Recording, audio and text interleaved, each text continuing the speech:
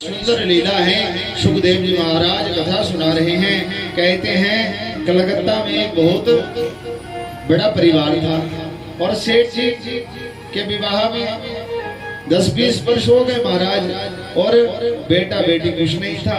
तो क्या करते? पत्नी बोली हमने सोच लिया है किसी रिश्तेदार के बालक ले ले गोद में। कहते मेरी बात मानोगे? तो क्या कहते गोविंद को ही अपना बेटा मानते हैं। और महाराज और कारण ये रहता है बेटा जो है हुआ तो बहुत अच्छा, नहीं हुआ तो गोविंद को ही अपना बेटा मानो। अरे बेटा करता क्या है, एक लोटा घी डालेगा मरने पर, जाकर बेटा पूत होने के बाद कपूत हो जाए तो 100 लोटा भी खोपड़ी में डालोगे तो भी मुक्ति होने वाली नहीं। प्रेम से बोलना पड़ेगा राधे राधे। तो महाराज आज उतान पाद जी की पत्नी का नाम था और बहुत आदर करते थे। उतान पाद राजा एक बार सिंदूर प्रांत में भ्रमण करने गए राजा,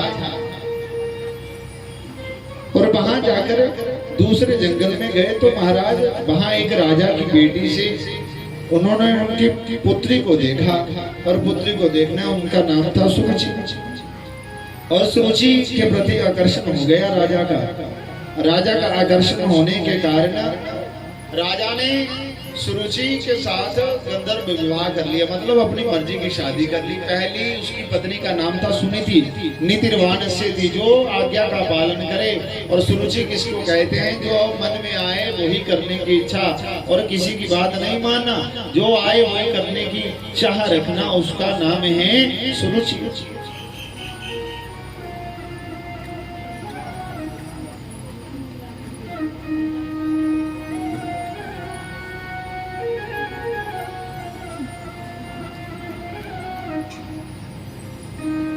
और महाराज सुनीति नाम की जो कन्या थी वो बड़ी सुंदर देवी थी, और महाराज पत्नी पति की आज्ञा का पालन करती थी। और सुरुचि से राजा ने गंधर्व विवाह कर लिया, और आकर्षण ज्यादा होने के कारण राजा घर में ले आया। जैसे घर में ले आया तो क्या हुआ महाराज, घर में लेने के बाद जैसे सुरुचि देवी द्वार पर पहुंची, और द्वार पर पहुंचने के बाद जब गेट पर पहुंची तो कहने लगी महाराज ये अंदर कौन है? राजा ने कहा ये मेरी पहली पत्नी है। क्या? मेरी पहली पत्नी है। कहते एक मयान में 2 तलवारें नहीं रह सकती, जहाँ इसको रखो जहाँ मुझे रखो। अब किसको रखा जाए? सुरुचि के प्रति आकर्षण ज्यादा था, राजा ने अपनी पहली पत्नी का त्याग कर दिया। जैसे अपनी पत्नी का त्याग किया और महाराज गंधर्व विवाह करके आए थे, और सुनीति माता उस समय गर्भवती थी और एक पर्णकटी में रहने लगी। वहां उसने एक सुंदर पुत्र को जन्म दिया। उस पुत्र का नाम रखा ध्रुव। कैसा अद्भुत बालक था। शास्त्र क्या कहता? होनहार बिरवान के लखना चिकने पा। जो होनहार होता है वो हो जाती है बात, और जो होनहार वृक्ष के पत्ते बचपन से ही चिकने होते हैं। माता सुनीति के मन में आया, संकल्प लिया इस बालों को मैं यशस्वी तेजस्वी बनाऊंगी, मनस्वी बनाऊंगी। एक बात कहूं, स्त्री यदि चाहे गर्भ को स्वर्ग बना सकती है, वैकुंठ बना सकती है, और महाराज स्त्री चाहे तो घर को नरक भी बना सकती है। इसलिए हमारे वेदांत शास्त्र में लिखा है माँ जो है बालक की सबसे बड़ी गुरु है। मातृदेव भव पितृदेव भव। माता कौन है? माता पहली गुरु। दूसरे गुरु शिव गुरु पिता। जब जन्म होता है तो माँ रोती है, और पूरी उम्र जब तक बच्चा अच्छा योग्य ना हो जाए तो पिता रोते हैं। फिर उसके आगे प्राप्तर गुरु बनते हैं जो आपको पढ़ाई करवाते हैं। उसके बाद परमेष्ठी गुरु बनते हैं, चौथे गुरु जो आपको खाने पीने का धंधा सिखाते हैं। उसके बाद 5वें गुरु अध्यात्मिक गुरु। अच्छा गुरु किसे? मतलब अच्छा गुरु उसी को मिलता है जिसने अपने पहले गुरु की बहुत सेवा करी। किसकी? माता की। जिस बच्चे ने अपने माँ की सेवा नहीं करी उसको आगे भी जगह नहीं है, ये शास्त्र में लिखा है। भले ही माँ कैसी है, स्वभाव कैसा है, कोई दिक्कत नहीं, माँ है। अरे जिस समय तुम्हें बचपन में गीले में सुलाया, खुद गीले में सोई और तुम्हें सूखे में सुलाया, तो कौन थी? माँ। आज वाली माइयों की कौन पूजा करने वाला? बच्चे नहीं करेंगे। जैसे उन्होंने छिपकू बांध के रखे हैं तो ऐसे वो वृद्धाश्रम में भेज रहे हैं। पहले माता को पता है कि कैसे बच्चे पालेंगे।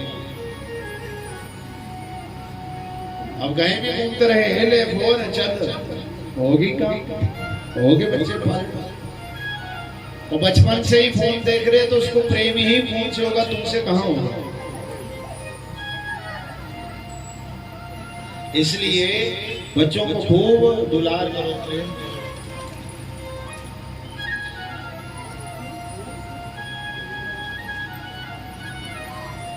ये सारी चीजें हुई तो महाराज बड़ा सुंदर उपदेश दे रहे हैं। सुखदेव जी महाराज कहते हैं कि महाराज माता अपने बच्चे को कैसा भी बना सकती है।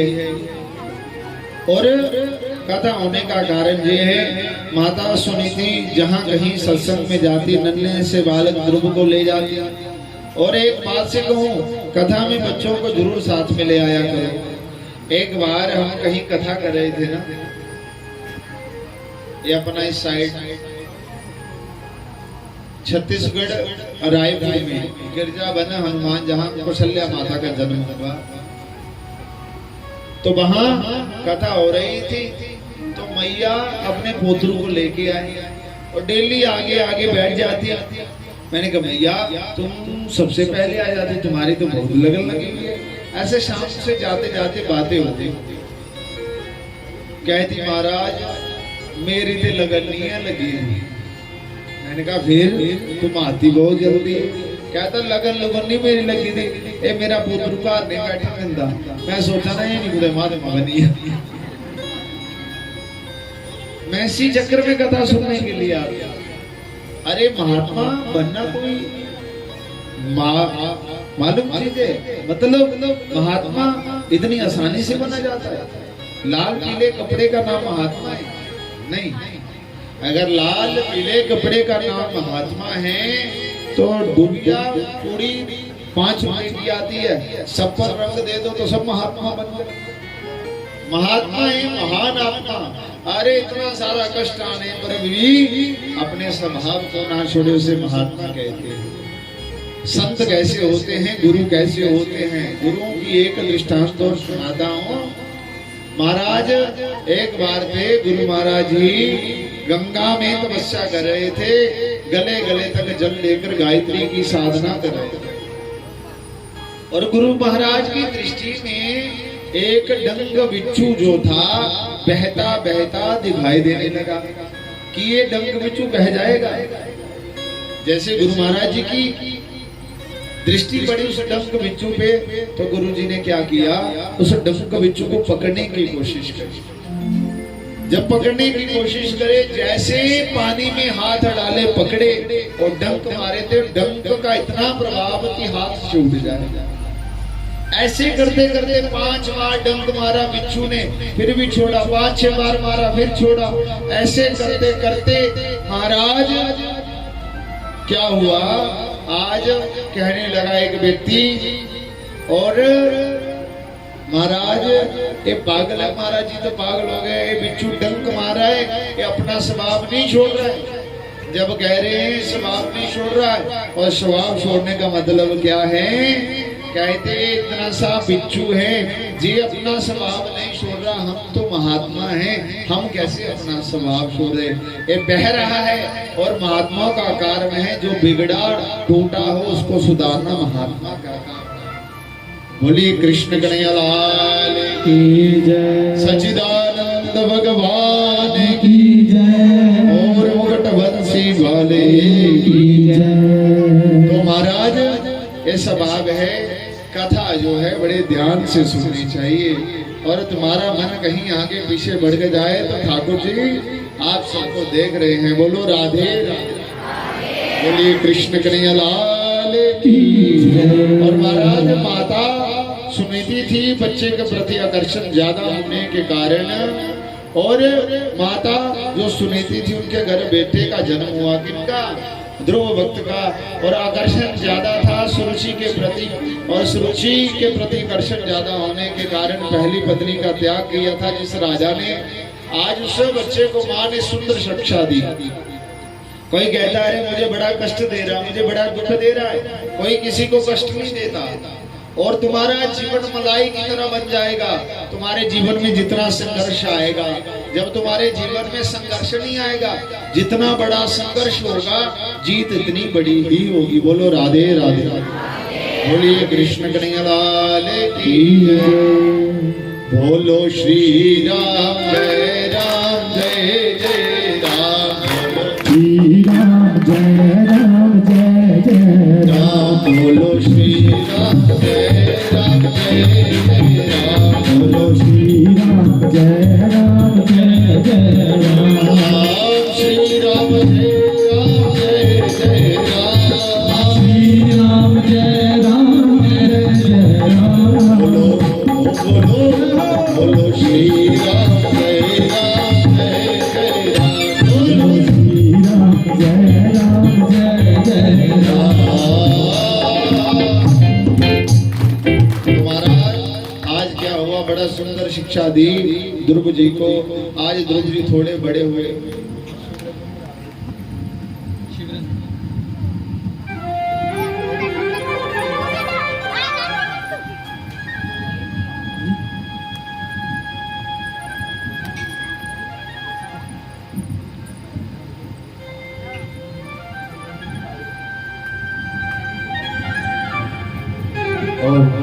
हरि बोलिए कृष्ण कन्हैया लाल की।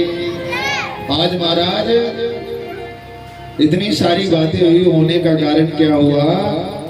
आज माता जो है से पूछता है बच्चा ध्रुव,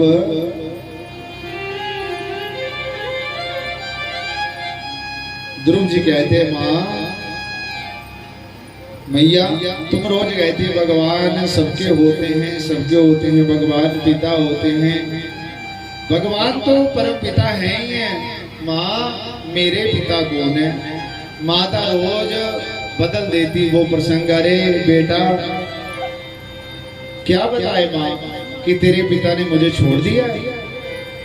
अब माँ कहती कोई नहीं, कल बताऊंगी तुम्हारे पिता के बारे में। आज बाल हट जो होता है, स्त्री हट होता है, जोग हट होता है, राज हट होता है, ये अपनी मना के ही छोड़ता है। बच्चा जब भी कहता माँ मेरे पिता कौन है, मेरे पिता कौन है, जब पिता की बारी आती है, पिता की बारी आती, पिता कौन है तो माँ कहती आज बताती है, बताती हूँ। एक दिन बच्चे ने जिद कर ली, किसने? ध्रुव जी महाराज ने। जब ध्रुव जी महाराज ने जिद करी माँ मुझे पिता का बताओ, मेरे पिता कौन है, आज बच्चा बाल हट करने लगा।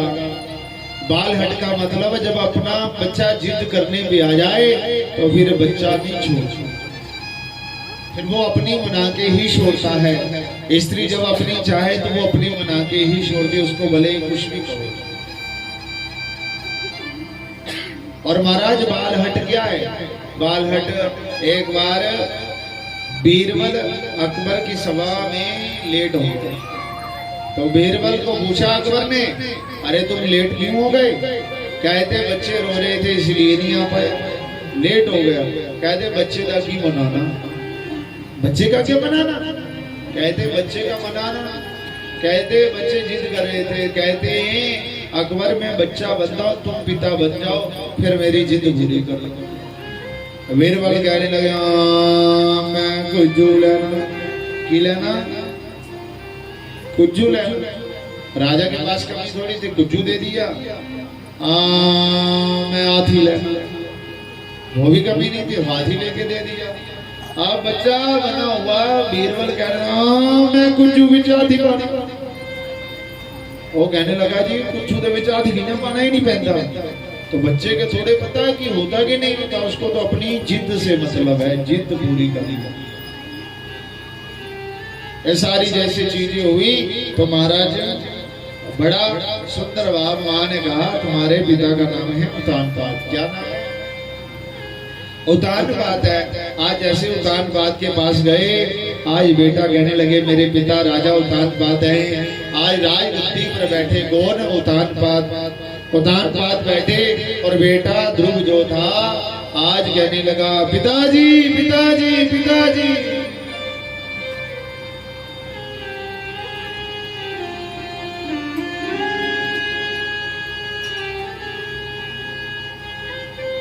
जैसे कहने लगे पिताजी पिताजी ने दोनों बाहें उठाई, जैसे पुत्र को भरने लगे तो पुत्र को भरने लगे तो महाराज बीच में सुरुचि माता आ गई। जैसे सुरुचि माता आई आज कहने लगी अरे ध्रुव तुम इस गद्दी पर नहीं बैठ सकते। क्यों नहीं बैठ सकता इस गद्दी पे? कहता इस गद्दी पे इसलिए नहीं बैठता जितना इसका पिता बनना जरूरी है इतना मेरा माँ बनना भी जरूरी है। इस गद्दी पर नहीं बैठ सकते। भले ही तुम्हारे पिता राजा हैं मगर मैं तुम्हारी माता नहीं हूँ। मगर इस गद्दी पर बैठना चाहते हो, इस गद्दी पर बैठने की इच्छा है तो जाओ नारायण भगवान की तपस्या करो। जब नारायण भगवान प्रसन्न हो जाए, प्रसन्न होने के बाद तुमसे पूछे कि अरे तुम्हें क्या चाहिए तो एक ही बात कहना अरे सुरुचि माँ के गर्भ से मेरा जन्म हो। अरे उस देवी ने उस बच्चे का अपमान नहीं किया, परम पिता परमात्मा नारायण का भी अपमान कर दिया। जिस गर्भ को कहते हैं प्रभु पुनरपि जननम पुनरपि मरणम, बार बार आने जाने की छुट्टी हो जाए। और सुरुचि माता कह रही तपस्या करे, जब भगवान नारायण प्रसन्न हो जाए तो जब वरदान मांगने के लिए कहें तो एक ही वरदान मांगना कि सुरुचि माता के गर्भ से मुझे जन्म हो जाए। अब जन्म होने की बारी आई सुरुचि माता के गर्भ से तो कहने लगे ठीक है। बच्चा रोता रोता माँ के पास आ गया। जब माँ के पास आया तो माँ के पास जैसे आया ना रोता चिल्लाता, कहते माँ कहती बेटा क्या हुआ? तो कहती माँ सुरुचि माता में कौन से गुण विद्यमान है जो तुझ में नहीं है? अरे मैं उस गद्दी पर क्यों नहीं बैठ सकता? अरे मेरे पिताजी नहीं है। कहते तुम्हारी मैया ने बहुत अच्छा किया, मैं तुम्हारे पिता तुम्हें अपने पिता का नहीं बताने पा रही और तुम्हारी माता सुरुचि माता ने परम पिता का ज्ञान दे दिया। किसका? परम पिता परमात्मा का। तुम्हें कहा है ना नारायण की तपस्या कर, कल करना चाहते हैं तो आज कर, आज करना चाहते तो अब कर। इस जिंदगी का भरोसा नहीं, कब प्राण पखेरु हो जाए। परमात्मा का नाम ही सत्य है, बाकी सब कुछ झूठ है। आज परमात्मा का नाम लेने के लिए कभी कभी कोई बुरा होता है तो वो बुरा ही जीवन हमें अच्छा बना देता है। कोई किसी के साथ बुरा नहीं करता ताकि तुम्हें कोई व्यवस्था ना और करना पड़े। बोलो राधे राधे। ऐसे नहीं जोर से बोलना पड़ेगा, बोलो राधे राधे। तो महाराज आज कहने लगे ठीक है। आज पता चला कि अरे नारायण भगवान की तपस्या करनी है, नारायण भगवान की तपस्या करने से नारायण खुश होंगे। आज देवी जाती संतों की कुटिया में और संतों की कुटिया में सत्संग करती। आज सत्संग सुना था ध्रुव जी महाराज ने बचपन से और सुनने के बाद संतों ने कहा देवी कुछ मांगो, क्या चाहिए? कहते संत भगवान हमें कुछ नहीं चाहिए, मेरी सोच है उनके घर में बेटा बेटी नहीं है, आप उनके घर में पुत्र होने का वर दे दिए। कहते देवी जिसकी वजह से तुम इस पद्म कुटिया पे आए तो उसी के लिए पुत्र की कामना कर रही हो। कहती तो क्या हुआ? कहने लगे ठीक है देवी तुमने उसके लिए वर की कामना करी तो जरूर उनके घर पुत्र होगा। आज सुरुचि के घर भी पुत्र हुआ, उस बेटे का नाम था बोलिए उत्तम जी महाराज की। उत्तम का जन्म हुआ उतानपाद के घर और महाराज उतानपाद के जो उत्तम का जन्म हुआ भाई ध्रुव के तो उसका जीवन इतना नहीं अच्छा निकला, बड़ा ऐसे हुआ।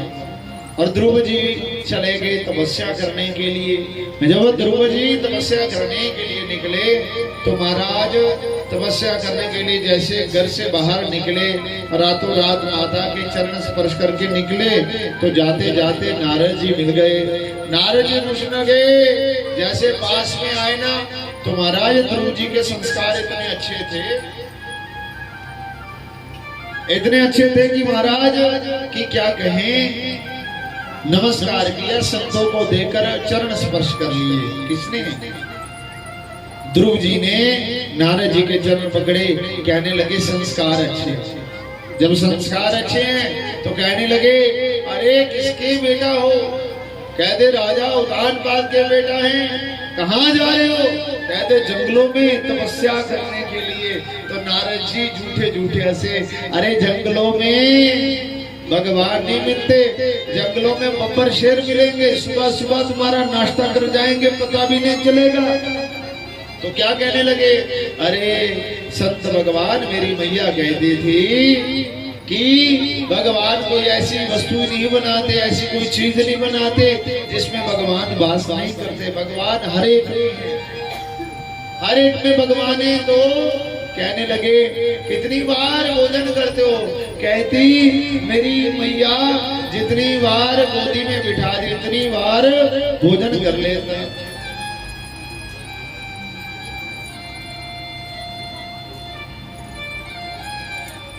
कहते जहां तेरी जंगलों में मां नहीं है जो तुम्हें खाना खिलाए, अब तुम्हें कौन खाना खिलाएगा? कहती मेरी मां कहती है, यब दांत नहीं दियो तब दूध दियो, अब दांत दियो कुछ और भी देगा। कहने लगे संत भगवान मेरे माता कहती जब दांत नहीं दिए तो भगवान ने दूध की व्यवस्था कर दी, अब दांत दिए कशु और भी कुछ खाने को दिया होगा। आज कहने लगे, कहते ध्रुव जी कहते अरे तुम संत भगवान नहीं हो सकते, आप तो संत के रूपों में बहरूपिया हो, काल में भी हो। संत ऐसे नहीं होते। संत नारद की आंखों से आंसू निकल गए, हे भगवान इस बालक को आपके दर्शन ना हुए तो मेरा जीवन सुलभ नहीं हो पाएगा। आज संत नारद जी की आंखों से आंसू निकले। कहते आप संत भगवान नहीं हो सकते, संत बड़े सरल होते हैं। अरे महाराज तुम संत के रूप में बहरूपिया हो। कहते मैं ही नारद हूँ बेटा, मैं सिर्फ तुम्हारा विश्वास देख रहा था कि घर से नई नई तपस्या करने के लिए निकले हो, कहीं मार्ग भटक ना जाना, इसलिए तभी तुम्हारा विश्वास पक्का, संस्कार पक्के और दृढ़ संकल्प लेके तुम जी रहे। एकांत में मंत्र दिया, ओम नमो भगवते वासुदेवाय, ओम नमो भगवते वासुदेवाय, ओम नमो भगवते वासुदेवाय का मंत्र दिया और कहने लगे जा जमुना के किनारे स्नान करके बट वृक्ष के नीचे भगवान का भजन करना। तो कैसे किया? हम आप जैसा नहीं किया। सब प्रेम बोलेंगे, ओम नमो भगवते वासुदेवाय, ओम नमो भगवते वासुदेवाय, ओम नमो भगवते वासुदेवाय, वासुदेवाय नंदनंदनाय, वासुदेवाय नंदनंदनाय, ओम नमो भगवते वासुदेवाय, ओम नमो भगवते वासुदेवाय, ओम नमो भगवते वासुदेवाय, ओम नमो भगवते वासुदेवाय।